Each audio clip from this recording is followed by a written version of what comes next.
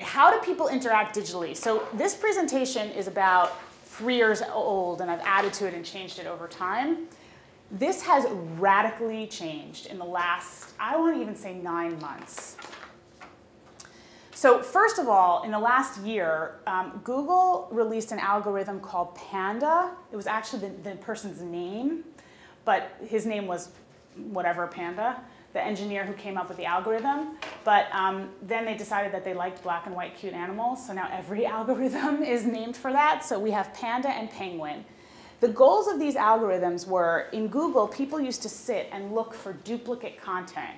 And the reason that they did that was because content farms, places that paid writers like a penny a word, were creating articles that had a lot of keywords stuffed into them in order to rank high on the search engines.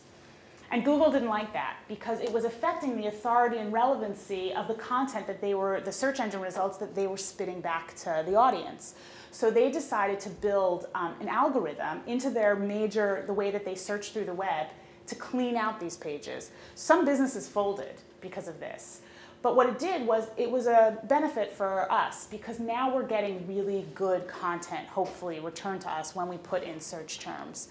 So things have really changed in terms of the search engines. They're really on top of things. They're very, very robust in the ability to see the information. They're gathering information constantly, right? So have you ever noticed that you'll like look for a pair of boots and like you'll do the shopping online and then like 3 hours later you come back to the website and there's like another pair of boots that you looked at but you didn't buy or that are still in your shopping cart? That's advertising that they sell. Have you ever noticed that when you look for one of those keyboard things and you come back later? So they're collecting information about the way that we search. That Ajax, that's the coding that they use in order to, when you enter in the responsive search and you start with like a term and it starts listing for you all the possible terms that other people are looking for, that's based on your past searching history and what they anticipate you might want based on an algorithm about language. It's really, really sophisticated stuff. The other thing is that now we're multi-screened and multi-braided. Multi-screened means that we are working on more than one device at a time. How many people do this? Okay, so what do? You've got your desktop, your iPad or your laptop, and your phone, okay? And you could be having the exact same conversation on all 3 of these devices. So it's multi-braided too. So now what's the #1 thing that marketers are trying to do? Capture people's attention. Good luck, right? Because you've got all these different things vying for people's attention.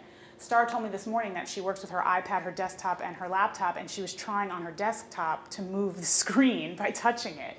Thanks, Ahava.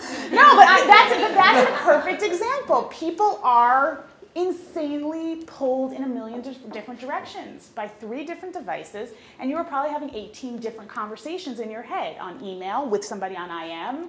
You know, you may have just been on the phone. Somebody standing in her office door. Somebody standing in her office door. Okay, so. Imaginary friend.